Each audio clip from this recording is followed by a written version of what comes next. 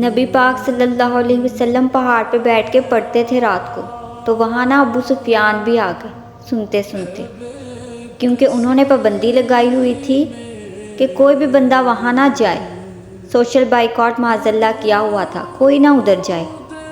تو سنتے سنتے ابو سفیان آ گئے۔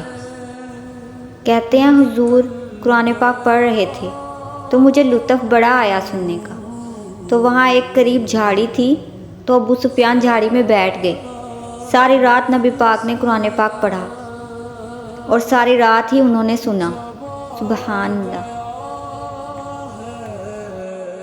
ہمیں اتنا ذائقہ بات سن کے بھی تو آنا چاہیے نا۔ کہتے ہیں اب مجھے نہیں پتا تھا کہ اخرس بن شریح بھی کہیں آیا ہوا ہے۔ وہ بھی یہی دیکھنے آیا کہ کہیں کوئی وہاں آیا ہوا تو نہیں۔ وہ بھی کسی کونے میں جھاڑی میں بیٹھ گیا۔ حضور قرآن پاک کی تلاوت فرماتے رہے اور وہ ساری رات سنتا رہا۔ ادھر سے کہیں ابو جہل بھی آ گیا۔ پتھر دل تھا، پر میرے مصطفیٰ قرآن پاک پڑھتے تو کان اس کے بھی کھڑے ہو جایا کرتے تھے۔ ساری رات تلاوت سنتے رہے۔ تینوں پکے کافر جھاڑیوں میں بیٹھ کر تلاوت سنتے رہے۔ صبح جب جانے لگے تو ملاقات ہو گئی۔ تو کدھر آیا تھا؟ اس نے کہا پہلے تو بتا، تو کدھر آیا تھا؟ میں تو آیا تھا دیکھوں کوئی آیا تو نہیں۔ تو کدھر؟ اس نے کہا میں بھی یہی دیکھنے آیا تھا کہ یہاں کوئی آتا جاتا تو نہیں۔ ابو جہل زیادہ شاطر تھا، کہنے لگا خبردار کل کوئی نہ آئے۔ آج تو آ گئے، کل نہ آنا۔ اللہ اکبر۔ لیکن جہاں دل لگا ہوتا ہے نا، وہاں دل کھینچا چلا جاتا ہے۔ دل جہاں لگ جاتا ہے نا، وہاں دل کھینچا چلا جاتا ہے۔ یہ دل کا بھی اپنا ایک معاملہ ہے نا۔ اب لگ گیا تھا قرآن پاک کی تلاوت سے۔ کہتے ہیں رات کو اپنی اپنی چارپائی پر لیٹے۔ درد اگرچہ جاں گزل ہے، میں کیا کروں میرا دل ہے۔ غم عشق اگر نہ ہوتا تو غم روزگار ہوتا۔ اور وہ مزہ آتش نے کہا تھا، وہ مزہ دیا ہے تڑپ نے، کہ میری آرزو ہے یا رب، میرے دونوں پہلوؤں میں دل بے قرار ہوتا۔ وہ کہتے ہیں کہ اگلی شام پھر آئی، وہی کیفیت، وہی انداز، وہی شوق۔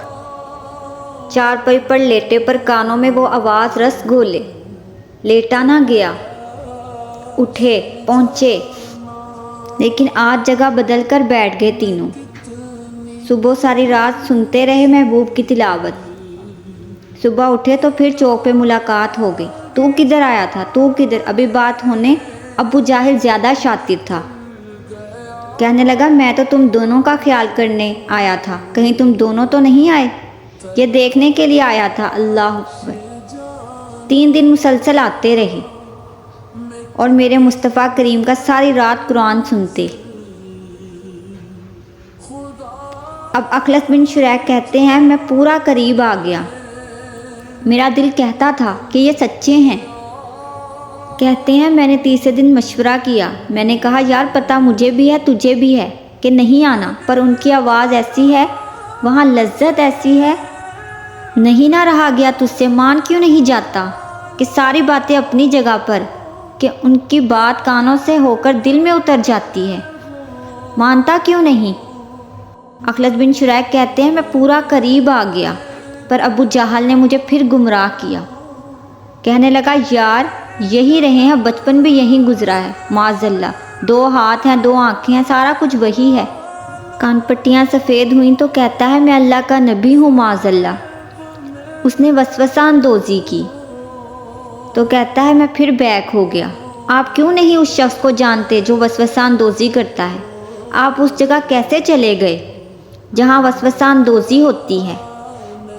یاد رکھیں اس جگہ جائیں جہاں جانے سے دل صاف ہوتا ہے، جہاں جانے سے دل کا زنگ اترتا ہے، آپ کے وسوسے دور ہوں گے۔